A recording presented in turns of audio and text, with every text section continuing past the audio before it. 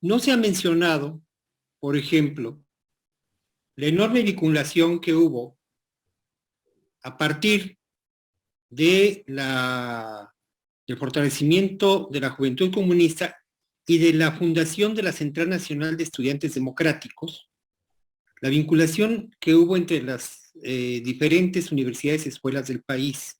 Y creo que eso valdría la pena porque ese fue el caldo de cultivo, no solamente para el movimiento en Puebla, sino para precisamente romper el aislamiento y poder lanzar un programa común. Está pidiendo la palabra el camarada Benito Collantes. Benito, adelante, por favor.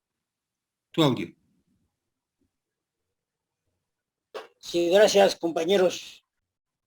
Pues yo nomás quiero hacer una intervención muy breve, eh, recordando pues a Enrique, todo eso, en mi calidad, pues yo soy poblano, nada más que desde que vine aquí a los años 66 a México a presentar mi examen a la prepa, me tocó quedarme, ya me quedé aquí en México.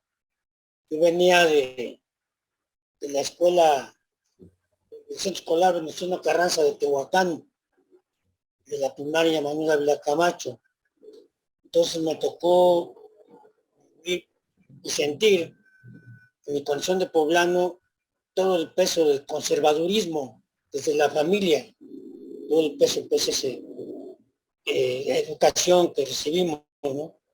Y posiblemente ya estando aquí en la prepa, bueno, pues, de alguna manera tenía contacto con los camaradas que después sí, participaban en las luchas de Puebla. Entonces nunca me involucré directamente en el Estado. Pero sí, por ejemplo, Joel Arriaga estuvo en 1967 en el segundo Congreso Nacional de la Juventud Comunista. Llevó a cabo aquí en febrero de 1967 y ahí lo conocí. Enrique lo vi una sola vez en el local del Partido Comunista aquí en las calles de Mérida y no, pues no lo conocía bien, pero sí lo ubiqué que era él. Posteriormente, bueno, tuve contacto con José Luis Victoria y Alfredo Romero, que eran de la Juventud Comunista, que también fueron participantes del movimiento universitario allá en Puebla, y me platicaban todo lo que ocurría allá. Entonces, y hasta 1972-73, en que otra vez se realizó el movimiento estudiantil en Puebla, que fue la lucha de los carolinos, se decía en aquel tiempo. De alguna manera tomé contacto con compañeros y llegué ahí 2 o 3 veces a Puebla en algunas asambleas donde participaban profesores que yo conocía, Sergio Gómez Montero, Armando Martínez Verdugo, el propio Alfredo, Victoria. Entonces, y la lucha estuvo muy fuerte en esa época. Estaba el gobernador Bautista Farri y él reprimió a la UAP terriblemente. Incluso hubo un muerto, no recuerdo el nombre del compañero, que fue baleado desde uno de los edificios del gobierno del estado y lo venadearon desde ahí. No recuerdo el nombre, se apellidaba Calderón el compañero, era estudiante. Si me ayudan a recordar su nombre. Alfonso Calderón. Y cayó pues ahí Alfonso Calderón. Calderón. Sí, fueron 3 muertos. Sí, sí, él y otros más, efectivamente. Fue una lucha frente a los carolinos. Fue parte ya de las luchas post-68, ¿no?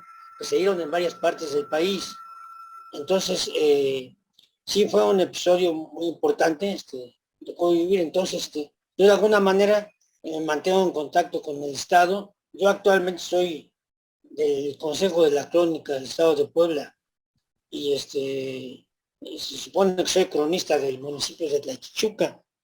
He publicado ahí 2, 3 estudios sobre la hacienda y las leyendas de esa zona de Ciudad Cerdán, leyendas de las haciendas y lo que relataban antes de los espantos y eso. Entonces, ahorita no ha habido reunión del Consejo de la Crónica por la pandemia, pero cada año siempre asisto cuando la hacían. a estas reuniones de los comunistas en el Estado, ¿no?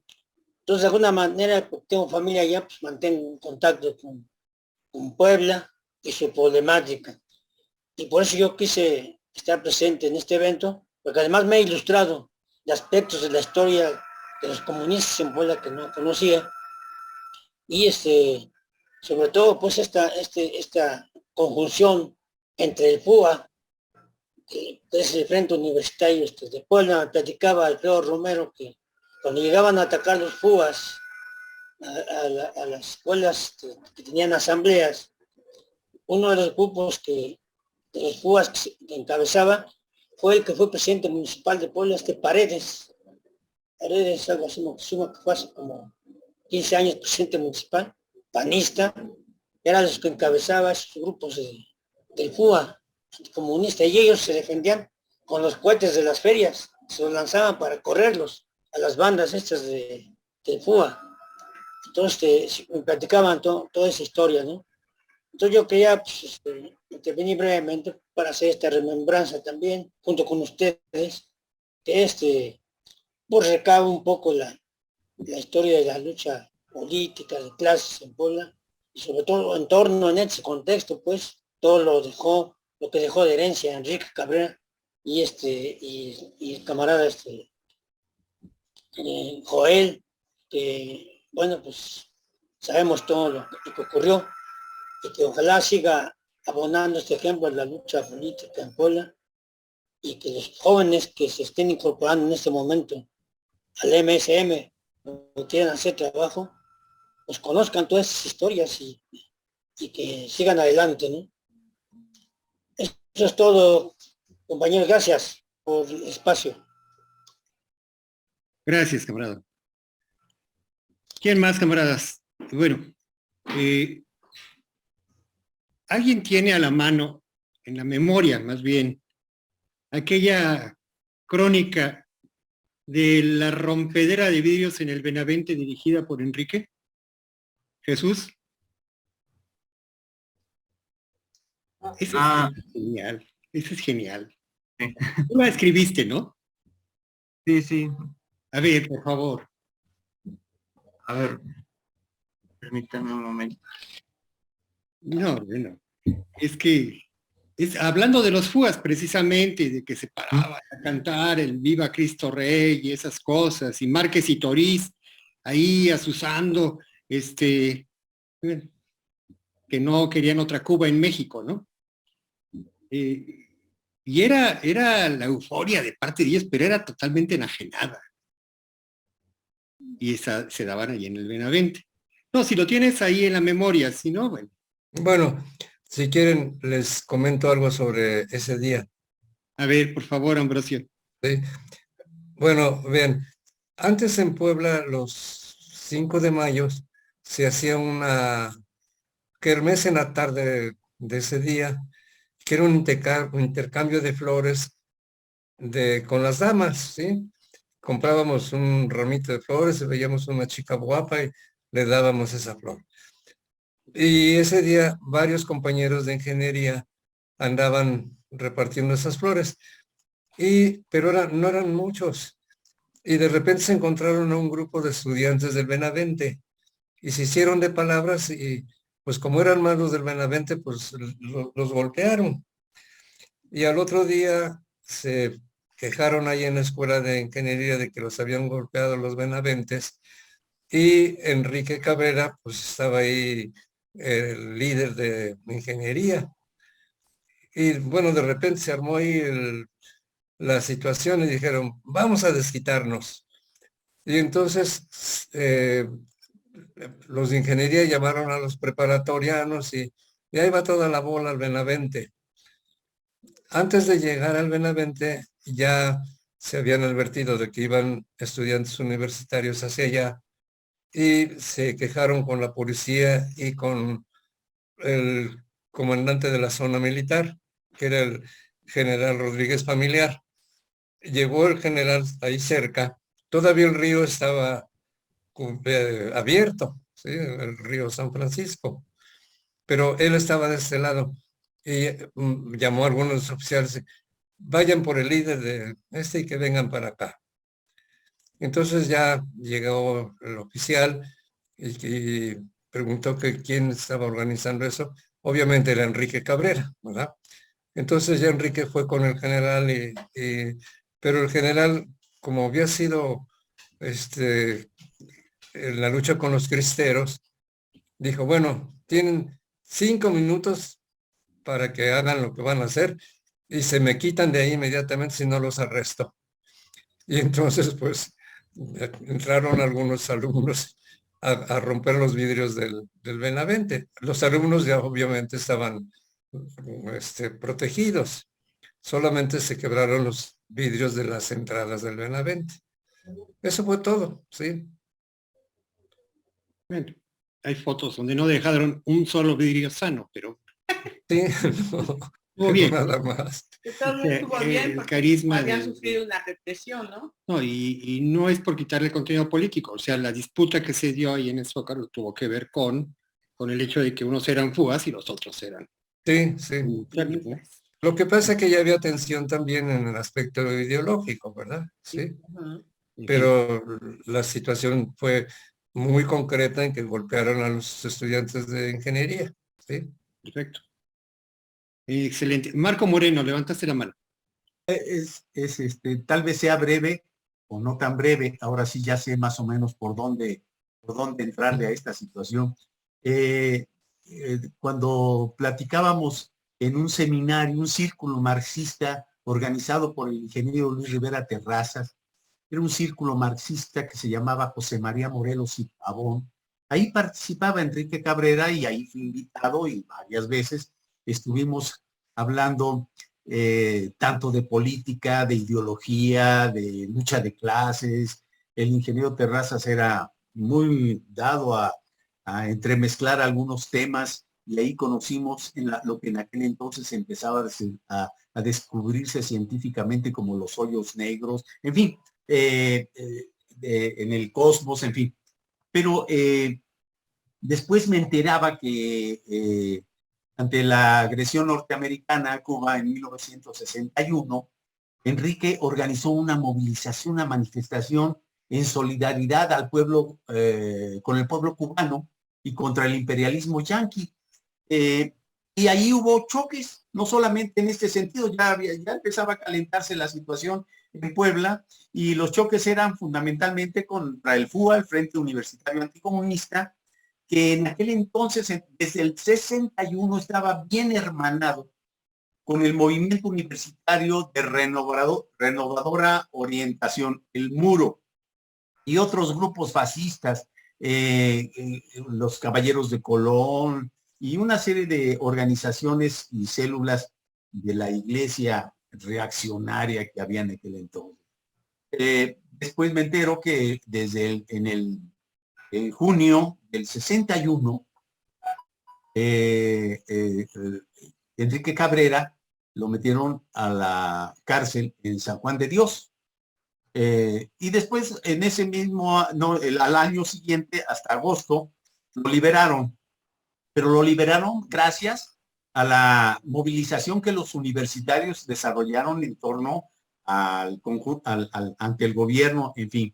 Ahí en el 63-64 recuerdo que hubo un candidato presidencial sin registro, que era Ramón Danzos Palomino. Enrique se incorporó a esa candidatura. Bueno, obviamente Enrique nuevamente fue apresado, sorpresivamente. Dice que él declara lo siguiente, dice, aquí tengo una pequeña nota, dice que estaba parado en las calles de Poniente y 7 Norte esperando el transporte, y de pronto llega la policía y lo apaña, ¿sí? Y exigía la orden de aprehensión y pues no, va para al campo. Bueno, él fue recluido en un calabozo construido en tiempos de Porfirio Díaz, por cierto, y sometido a proceso bajo los cargos de asociación delictuosa, ataques a las vías de comunicación, y le ponían una serie de motes más, le decían vago, malviviente, que era ratero y fraudulento. Y así pasó 2 años en la cárcel. Nuevamente, yo estudiando la vida de este camarada, su vida, el 2 de octubre del 68 fue aprendido y conducido al campo militar número 1 junto con otros dirigentes estudiantiles, como ya todos nosotros sabemos.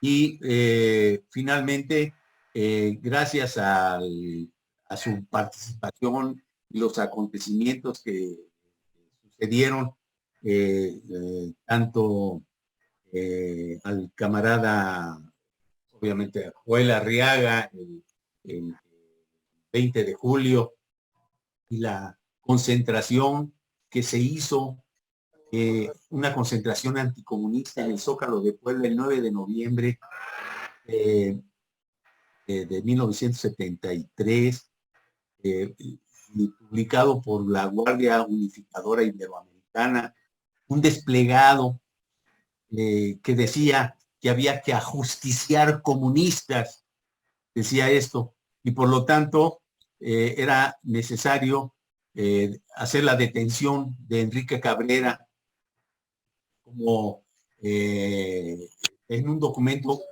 que lo firmaba el Comité Coordinador de la Ciudadanía Poblana. Bueno, ¿en qué ambiente había en aquel entonces?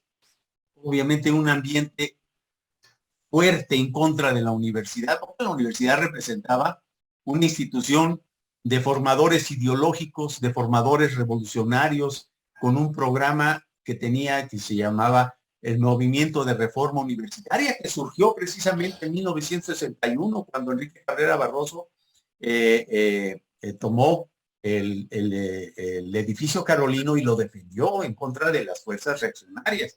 Ahí surgió ese movimiento. Esta situación obviamente da pie a una serie de comentarios y planteamientos,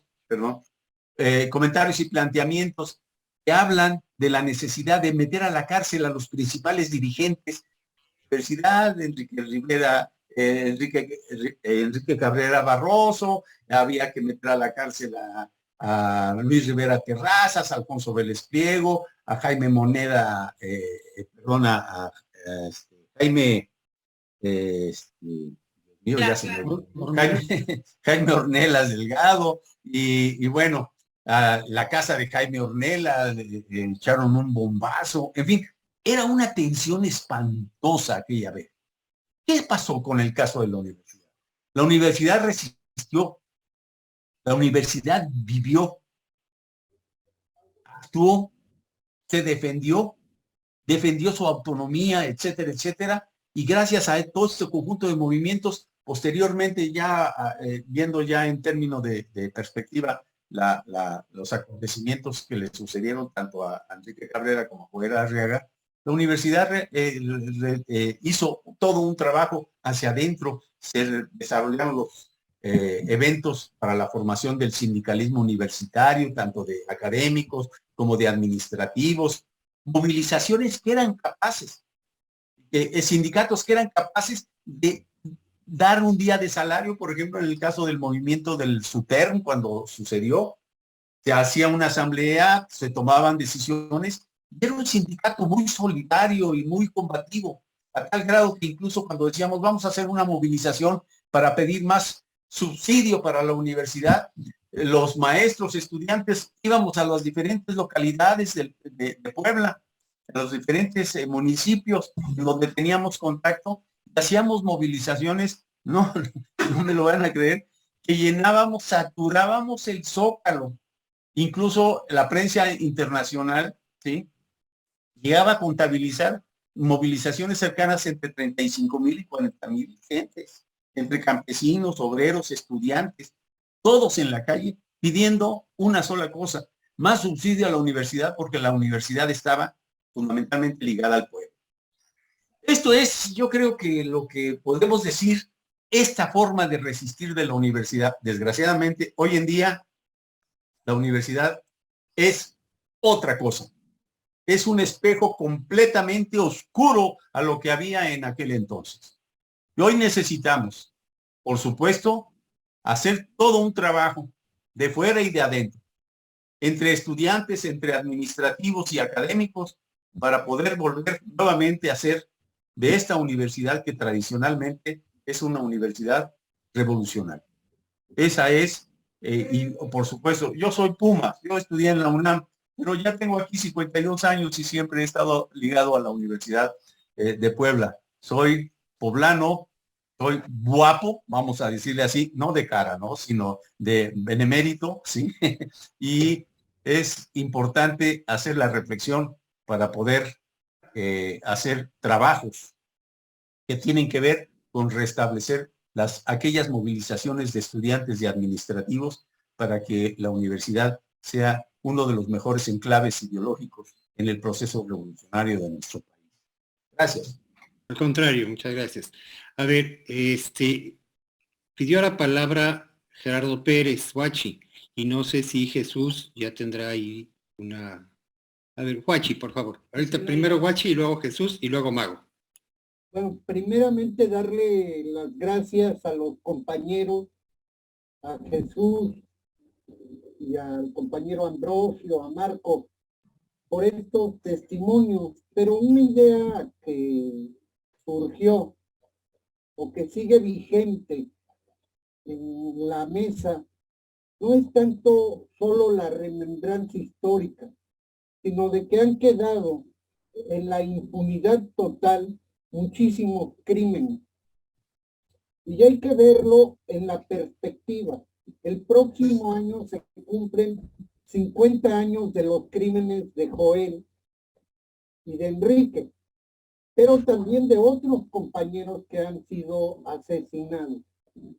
Y algo que también vale la pena, por eso, incorporar a Chucho, que es un compa bastante joven, es el poder recuperar la memoria de compañeros que han dado prácticamente su vida y poder ligar esto, hacerlo de una manera más sistemática para recuperar la memoria de estos compañeros. ¿En quién pienso?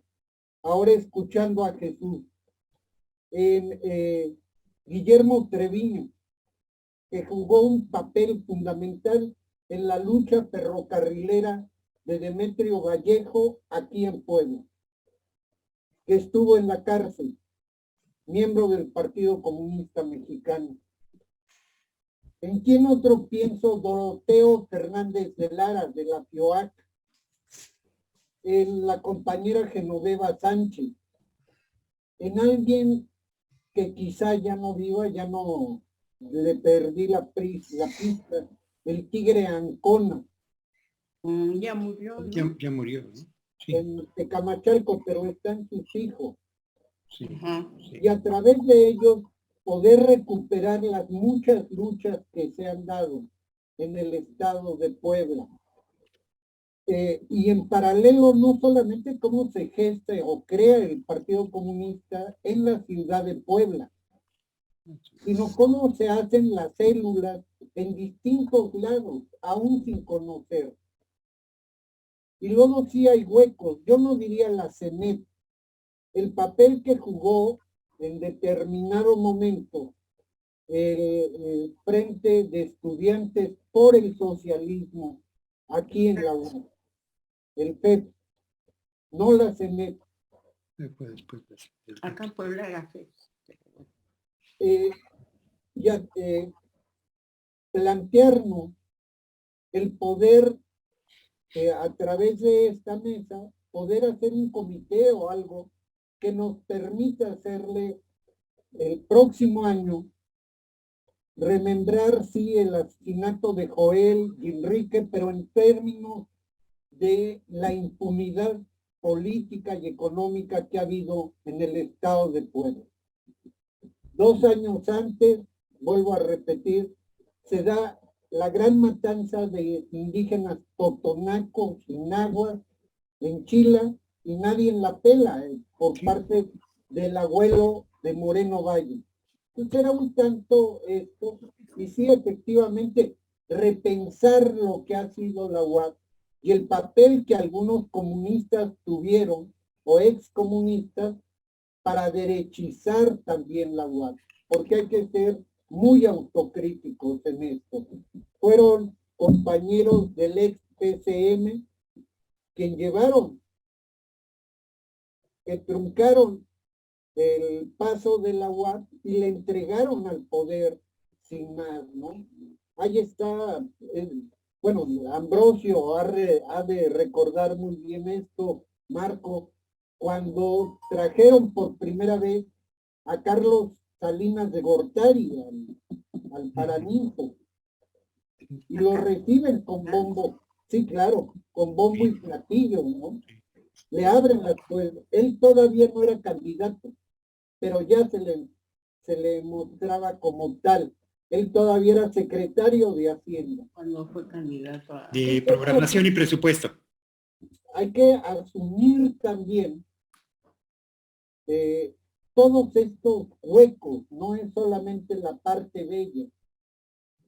Era un poco la idea de esta mesa y nuevamente pues agradecerles a todos ustedes, verlos en esta perspectiva, en los 50 años del asesinato de Joel y de Enrique, y bueno, documentar este cúmulo de asesinatos de compañeros que ha habido a lo largo de los años en Puebla por una parte, y un trabajo más riguroso, insisto, por eso la idea de invitar a Chucho para ir documentando la biografía de compañeros que nos antecedieron y a través de esto también podérselas transmitir a las nuevas, a los chavos, a los jóvenes.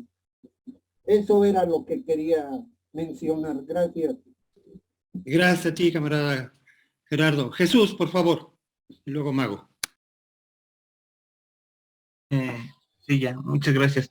Sí, bueno, mi objetivo también en esto de plantear cómo fue que el Partido Comunista entró a la universidad, consiste en ver que la universidad juega un papel importante para que los militantes del Partido Comunista se formen, ¿no? O sea, sí sabíamos que había lecturas y había círculos de estudios, ¿no? Formativos, pero en esta necesidad de los estudiantes militantes comunistas es hacer que la universidad sea una palanca de transformación para la sociedad, ¿no? Esto se me hace interesante porque en el proyecto de reforma universitaria, saben que la universidad es el espejo de la sociedad, saben que están o sea, del Partido Comunista se da cuenta que queda fuera de la lucha electoral, o sea, no estoy diciendo que era su objetivo, ¿no? Pero en el momento que queda fuera o clandestino, a partir de 1949, tiene un papel importante dentro de las universidades. Pero aquí también dentro de las universidades había un problema de democracia. Eran totalmente controladas por los sectores empresariales y por los poderes más prácticos en el sentido de la derecha y de la ultraderecha. El caso es que en 1955 el rector era Gonzalo Bautista Farri, ¿no? Que en el 72 iba a ser gobernador, ¿no?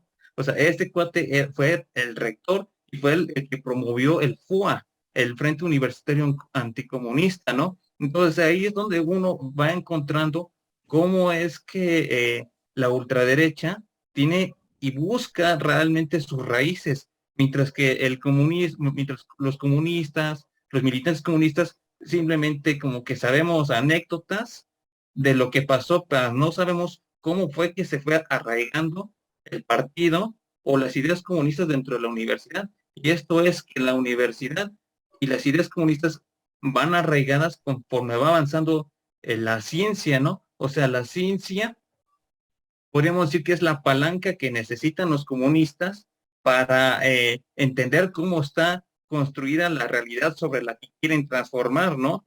Por eso es que hubo muchas críticas, ¿no? Sobre la cuestión de las mujeres, sobre la cuestión del colonialismo, sobre la cuestión de los animales, etcétera, ¿no? O sea, ¿qué están haciendo los comunistas para transformar la sociedad. Para eso se necesita también la universidad, ¿no? Y estos comunistas del 61, del 68, buscan que esta universidad primero se transforme.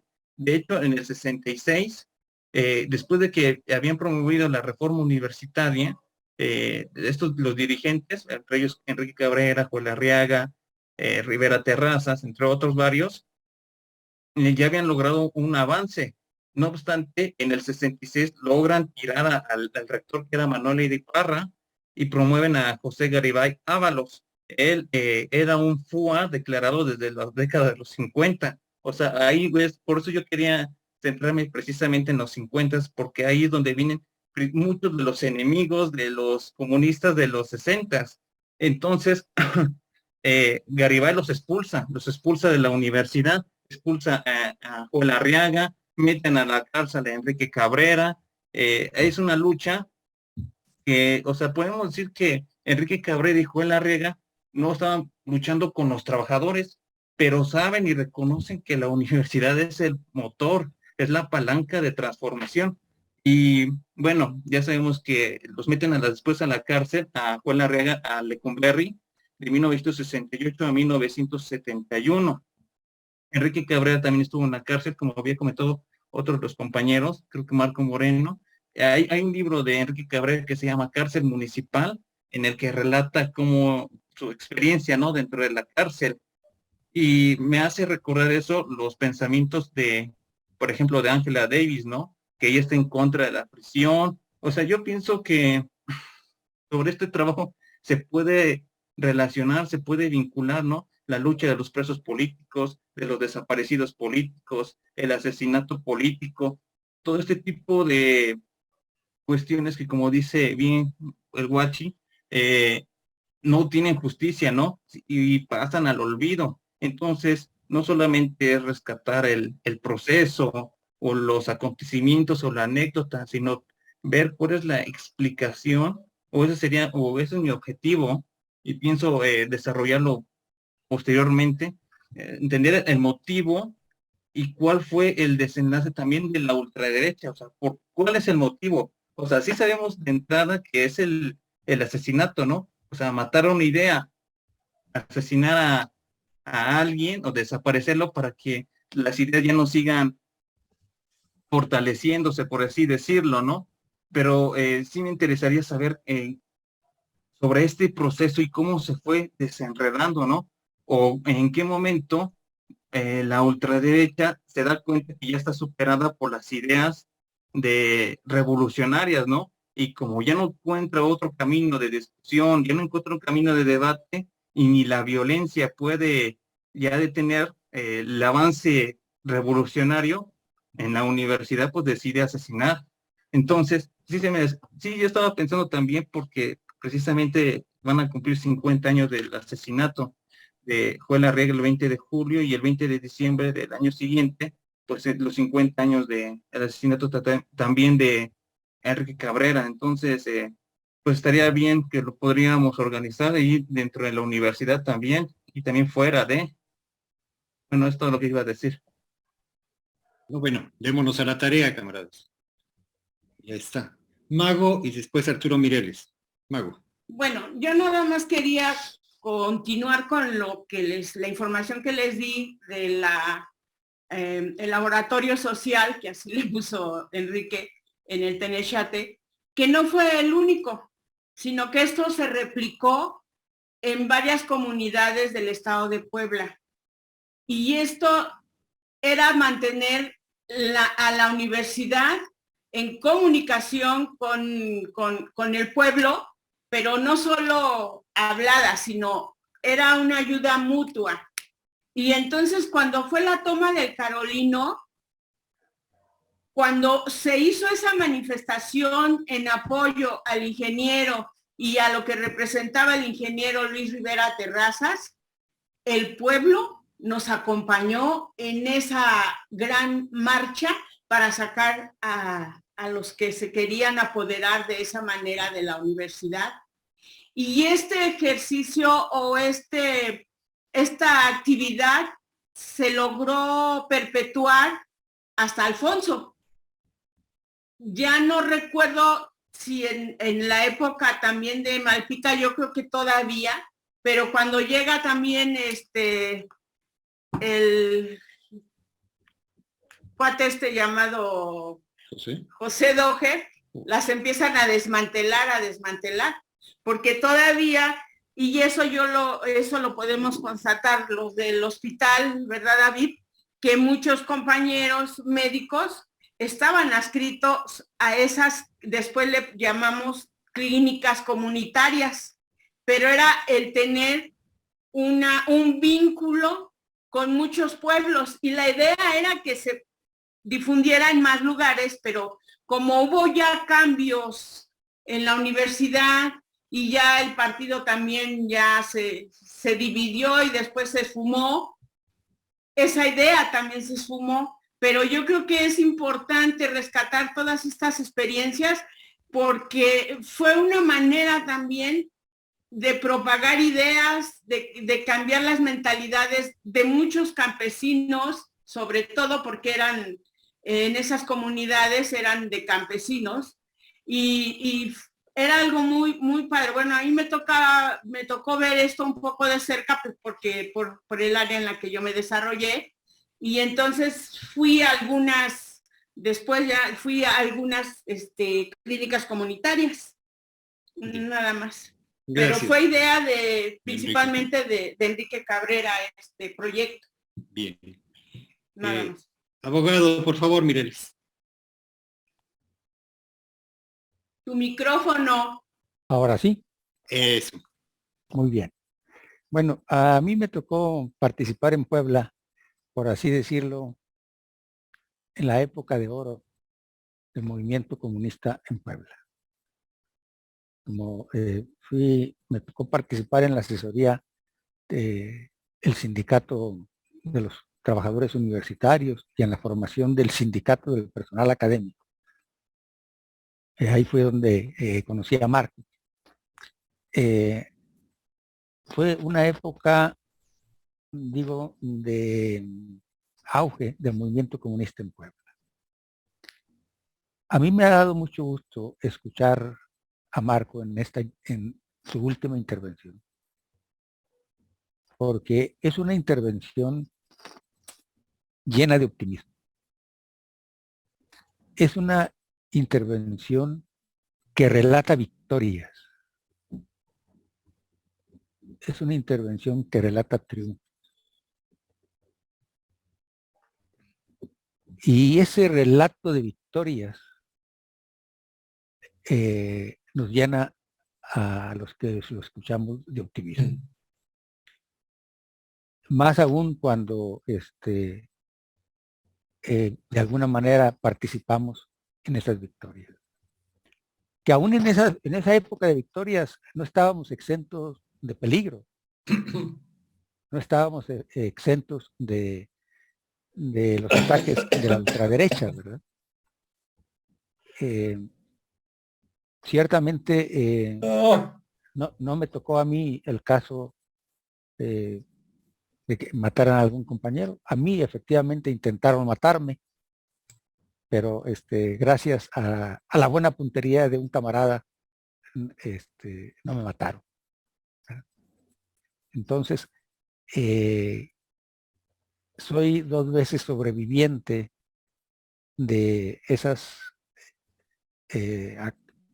luchas. Primero el 10 de junio del 71 y luego en el caso de Puebla.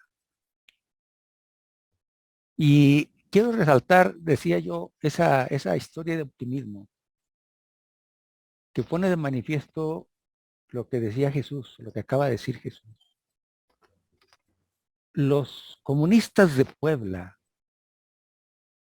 lograron que la cultura por el socialismo en Puebla fuera la cultura hegemónica. Por eso esa manifestación cuando la toma el Carolino. Por eso ese gran apoyo. Lograron la hegemonía cultural en Puebla. ¿Y cómo lograron la hegemonía cultural en Puebla? Como dice Jesús, desarrollando la universidad. Se preocuparon, desde luego tomaron la universidad, pero se preocuparon porque fuera una universidad, como decía el ingeniero Rivera Terrazas, una universidad científica. No era vaya, en eso pusieron el acento, en hacer de la Universidad de Puebla una universidad científica y de llevar el conocimiento científico que estaba a su alcance y que estaba en posibilidades de llevarse al resto de la sociedad, ahí lo llevaron. Por eso, la cultura del socialismo hubo un tiempo en que fue la hegemónica en Puebla. Esa es una etapa que a mí me gusta mucho recordar. Y yo solamente quiero llamar la atención de esas dos características. Es necesario poner el acento en las victorias, porque con las victorias hemos construido muchísimo.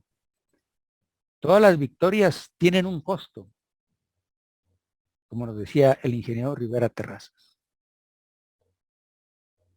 Todas las victorias tienen un costo.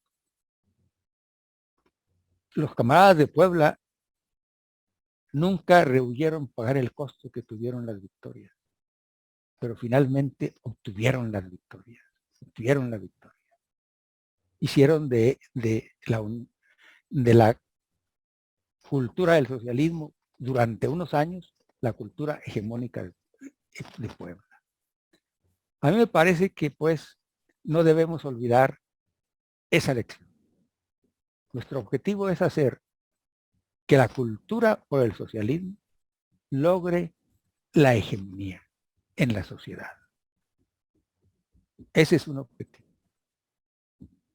Y segundo, poner mucho énfasis en obtenerla de la manera en que se obtuvo en Puebla, con victorias, camaradas, con victorias. Es todo, camaradas. Muchas gracias, Arturo. Saludos hasta Chihuahua. Efectivamente, lo que han abonado los camaradas, y retomo lo que dice el camarada Gerardo Pérez. No se puede levantar una nueva sociedad sobre las viejas mentiras. Ujú. Hay que izar las demandas de esclarecimiento y contra la impunidad, por la verdad y la justicia. Esto tiene que ver con lo real, con lo concreto, con lo de ahora. Puebla, el municipio de Puebla, está siendo gobernado en la actualidad por un egresado de la UPAEP, la escuela fundada por los FUAS cuando fueron expulsados de la UAP. Ujú. Y además un declarado anticomunista, declarado yunquista además. El gobernador de Puebla. No, el presidente municipal, pero el gobernador apoyó a la candidatura del presidente municipal, le dio todo. Y no fue el único panista que apoyó. Y efectivamente, cuando se da la crisis del avilacamachismo, con el asunto de los lecheros y todo este tema del general Rafael Moreno Valle, es obvia la intervención tan directa particularmente del arzobispo Márquez y Toriz. Los Márquez y Toriz gobernaron durante casi 30 años. Fueron dos hermanos, tlaxcaltecas ellos, el primero 5 años y el segundo 25, la arquidiócesis de Puebla. Y además fue cuando floreció, se ensanchó, se hicieron mucho. Hay que recordar que aquella homilía anticomunista de Márquez y Toriz se ordenó 1 millón de copias en los 60s. O sea, eso en ese momento era así como darle todo. Tenían mucho poder. Y esa fusión, esa integración, esa absorción de los FUAs, de los anticomunistas, de los yunques, de ese grupo, al Estado, se materializa con el ascenso de Bautista O'Farrill a la gubernatura. Y esa posición nunca la han abandonado, compañeros. Y es donde tiene vigencia todavía más nuestra demanda de esclarecimiento y de castigo. Y si no es un castigo, no sé si se podrán capturar a estas alturas a los responsables y seguirán vivos, pero sí que la historia sepa, entienda, se esclarezca, para poder forjar ahí una nueva relación política. Si algo tuvieron Joel, Enrique y esa generación, Ambrosio, en ese momento Cito, si algo tuvieron era una claridad acerca del conjunto de fuerzas, de la correlación de fuerzas, de cómo hacer la política en Puebla, a partir de una pequeña trinchera que se fue forjando, se fue excavando, se fue fortaleciendo dentro de la universidad. Supieron establecer una táctica. A unos los asesinaron, a otros, como ya se ha dicho, los cooptaron. Sí. Y eso también hay que decirlo. Y bien cooptados. Porque así como hubo víctimas, hubo cómplices, y lo dice el Guachi también. Hubo desde dentro, cuando el Estado apercibe que ya no es capaz de mantener el control absoluto, infiltra. El Partido Comunista tenía presencia en la rectoría, en el sindicato y entre los estudiantes. ¿Qué hace el Estado? Mete cuñas, mete zapas, amenaza, trata de desmoralizar y logra infiltrar también. Y bueno, ya se mencionó aquí a algunos Dodgers, por ejemplo, ¿no? Que es quienes llevan a Salinas de Gortari en plena campaña a la UAP. Bueno, ¿quién más, camaradas? Si hay alguien más. Perdón, Juan Pablo, dos cosas muy rápidas. Sí. Que creo a veces se nos olvidan algunos hechos históricos para ponerlo en perspectiva. Muy probablemente ya poca gente se acuerda que Eduardo Rivera Pérez, siendo presidente municipal de Puebla en su primer periodo, le entregó las llaves de la ciudad a José María Aznar. Cierto. Y ojo, saliendo de la presidencia, Eduardo Rivera Pérez se fue a estudiar a Madrid, donde tienen su enclave. Y lo otro que hay que despojarnos es del centralismo, así como decimos del centralismo de México, también de la ciudad de Puebla. No todo ocurrió en la ciudad de Puebla. Chucho ya lo mencionaba, la lucha que se dio en contra de la CROM en Atlisco fue épica e importante. Y finalmente, hay que verlo en una perspectiva histórica. Justamente quien va a entrevistarse con Maximiliano en Trieste es un obispo de Puebla, Pelagio de la Bastida, es el que va e invita a Maximiliano a venir a gobernar a México. Y dos, insisto con el centralismo. En esta perspectiva de luchas, de ir conjuntando luchas, algunos desde otras ópticas, no tanto marxistas, sino cristianas, cuando se le nombra obispo a Norberto Rivera Carrera en Tehuacán, lo primero que hace es desmantelar el Ceresure. Y ojo, del Ceresure surgen compañeros que militaron en la izquierda. Y no podemos hablar en una perspectiva histórica del triunfo de Huehuetla, el triunfo que se extendía ya en la zona Totonaca, si la gente que estudió en el Seminario Regional del Sur y que lo primero que hizo Norberto Rivera fue cerrarlo, cambiar la currícula de estudio con el apoyo de Juan Pablo II, pero el Ceresure traía sacerdotes de Chiapas, Oaxaca, Tabasco, Puebla, Tlaxcala. Ahí se formaban.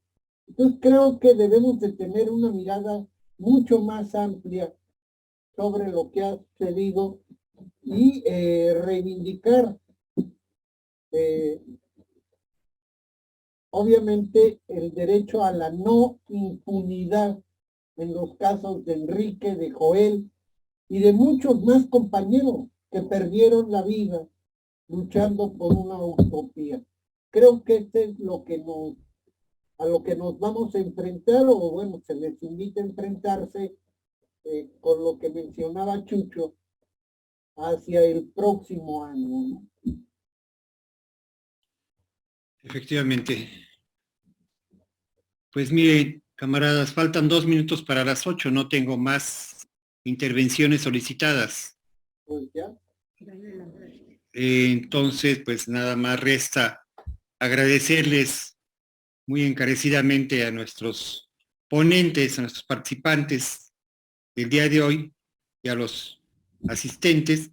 Sabemos que sacrificaron una posada, que dejaron de ir a romper una piñata por estar aquí con nosotros, pero les agradecemos este tipo de fechas, estas fechas y este tipo de actos no pueden dejarse pasar. Definitivamente es una responsabilidad nuestra, no solamente de la reivindicación de la memoria histórica y de la memoria de los camaradas, sino ver qué más. Ir hacia adelante, como lo dicen los camaradas Mireles, Moreno, ir con optimismo para marchar hacia un proyecto diferente de vida. Hacia otras victorias. Hacia otras victorias, dice bien. Bien, pues muchas gracias, camaradas, todas, todos. Les abrazamos. Nos vemos el próximo año. Felices fiestas. Pues pasen un abrazote a todos. Un año todas en paz. Gracias, Jesús. Salud, Ambrosio, estaremos molestándote por ahí pronto. Tenemos el vínculo. Saludos desde la sierra a todos. Saludos, doctor José Camacho. Cuídense mucho. Estamos viendo. Saludos llegar en paz el próximo año. Tú, Mireles. No, bueno, a ti te va a llegar un año, una hora después que a nosotros. Pero de todos modos, abriré la botella a la misma hora que ustedes. Ah, bueno. Felicidades. ¡Río Chihuahua! ¡Viva el Partido Comunista Mexicano, camaradas! ¡Viva! ¡Viva el Partido Comunista!